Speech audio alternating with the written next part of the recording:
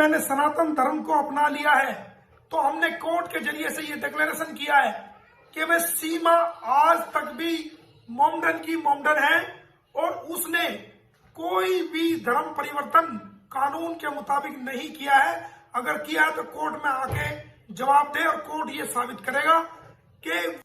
दोस्तों गुलाम आजम को लेकर एक काफी बड़ा अपडेट जो है वो सामने निकल कर आ चुका है। जैसा कि दोस्तों अभी आपने वीडियो के शुरू में देखा, मोमिन मलिक साहब ने सीमा हैदर को लेकर काफी बड़ा अपडेट दिया है और उन्होंने कहा है कि जिस प्रकार से वो यहाँ पर इलीगल तरीके से उसने शादी की है, उसने अपने पैर पर कुल्हाड़ी मारी है। जैसा कि दोस्तों मैं आप सभी लोगों को बताना चाहूंगा, आप सब लोग इस बारे में अच्छे से जानते होंगे, सीमा हैदर ने अभी कुछ टाइम पहले सचिन के साथ में शादी करते हुए वो नजर आ रही है। लेकिन वहीं पर मोमिन मलिक साहब का कहना है कि सीमा हैदर अब जो है बहुत जल्द अपने ही जाल में फंस चुकी है और वो बहुत जल्द पाकिस्तान में भी जाएगी। क्योंकि दोस्तों सीमा हैदर कहती हुई आ रही है कि हमारा जो तलाक है हैदर के साथ में पाकिस्तान में हो चुका है या फिर इंडिया में हो चुका है। तो मोमिन मलिक साहब ने कहा है कि अगर आपका तलाक हो चुका है तो आप अपना कोई एक प्रूफ दिखाइए,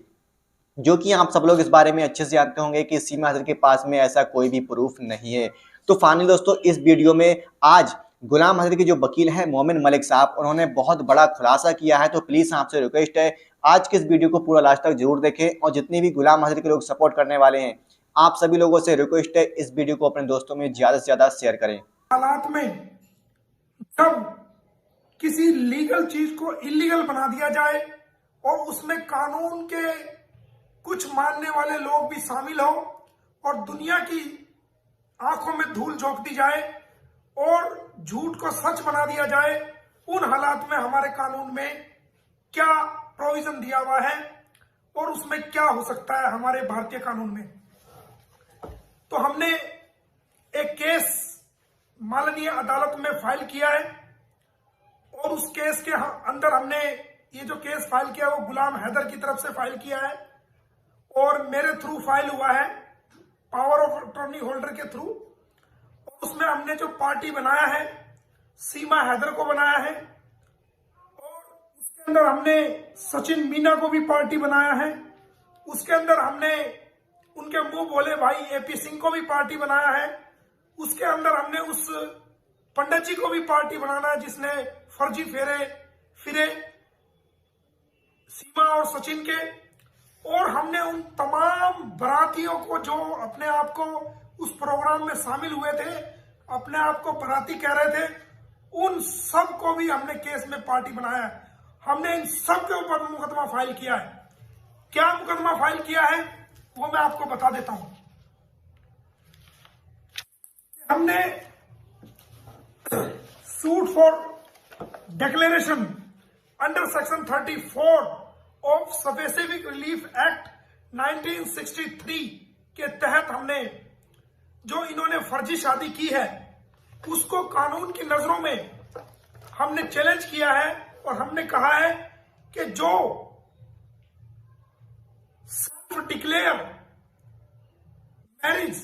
फर्जी मैरिज 12/3/2023 को सीमा और सचिन के बीच में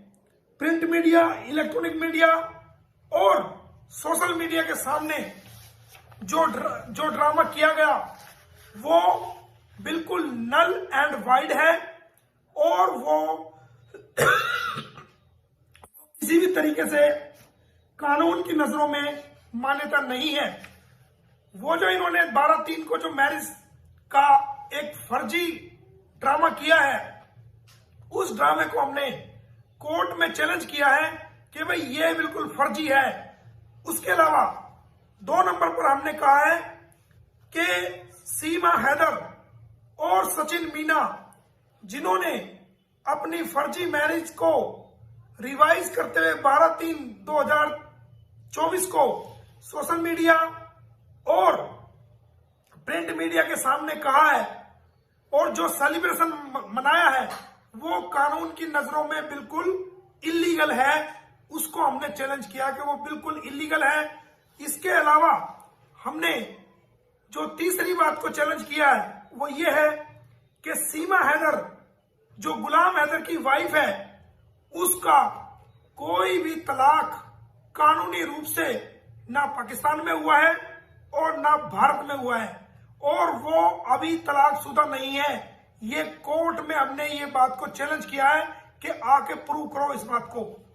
उसके अलावा जो हमने एक और बात को चैलेंज किया है कि भाई जो सीमा और सचिन ने सोशल मीडिया और इलेक्ट्रॉनिक मीडिया के सामने हिंदू धर्म रीति रिवाज के अनुसार वो अपने आप को दिखाने की कोशिश की है कि हम मैरिज करने जा रहे हैं, वो कानून की जनरल पब्लिक के अंदर वो कानून की नजर में नल एंड वाइड है, यानी कि वो गैर कानूनी है। यानी सीमा ने जो 12/3 को जो फर्जी एनिवर्सरी दिखाई है वो बिल्कुल फर्जी है और वो कानून की नजर में गैर कानूनी है, ये हमने एक रखा है। अगला डिक्लेरेशन जो हमने किया है कि भाई जो सीमा अपना आप को कहती है कि मैंने सनातन धर्म को अपना लिया है, तो हमने कोर्ट के जरिए से ये डिक्लेरेशन किया है कि भाई सीमा आज तक भी मोमडन की मोमडन है और उसने कोई भी धर्म परिवर्तन कानून के मुताबिक नहीं किया है। अगर किया है तो कोर्ट में आके जवाब दे और कोर्ट ये साबित करेगा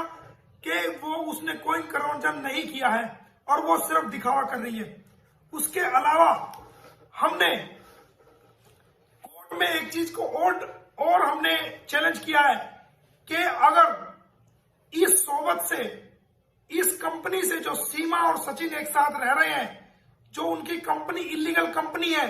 अगर उससे कोई औलाद पैदा होती है तो वो कानून की नजरों में इलिसिट चाइल्ड होगा, यानी कि वो बच्चा जो सीमा और सचिन के आपस के किसी भी प्रकार के अनैतिक संबंध से पैदा होगा और जो आपस की कंपनी से पैदा होगा, वो कानून की नजर में एक तरह से वो नाजायज औलाद होगा। ये हमने कोर्ट में मांग रखी है और उसको प्रूव हम करेंगे। उसके अलावा हमने ये भी कहा है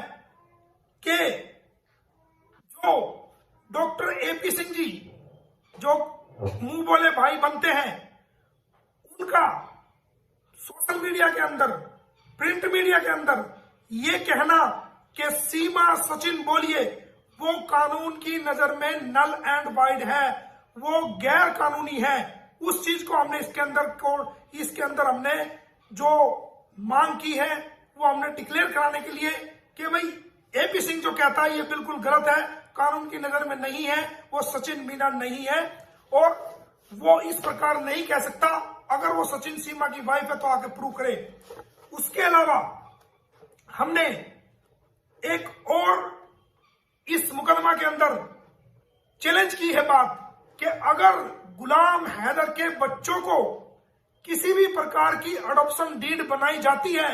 या अब से पहले बनाई है, वो कानून की नजरों में जब तक गुलाम हैदर की सहमति उसमें ना ली जाए, उसकी प्रॉपर लिखित में सहमति ना ली जाए, अगर वो अडॉप्शन डीड कोई बनाई गई है तो कानून की नजरों में वो एक तरीके से नल एंड वाइड है, गैर कानूनी है। इस चीज को भी हमने चैलेंज किया है।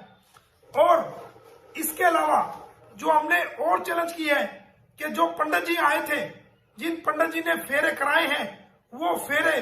बिल्कुल कानून की नजर में, हिंदू कानून के मुताबिक, भारतीय कानून के मुताबिक वो टोटली जो है वो अघोषित जो उन्होंने किया है मीडिया के सामने, वो टोटल नल एंड वाइड है, वो गैर कानूनी है। ये भी हमने उसको चैलेंज किया है। इसके अलावा जो इस प्रोग्राम में जितने भी व्यक्ति शामिल हुए हैं इस फर्जी मैरिज एनिवर्सरी में, उस मैरिज एनिवर्सरी में जितने भी लोग शामिल हुए हैं एज ए विटनेस, सीमा और सचिन की जो फर्जी शादी के जो गवाह बनने की जिन्होंने कोशिश की है, वो सारे गवाह फर्जी हैं।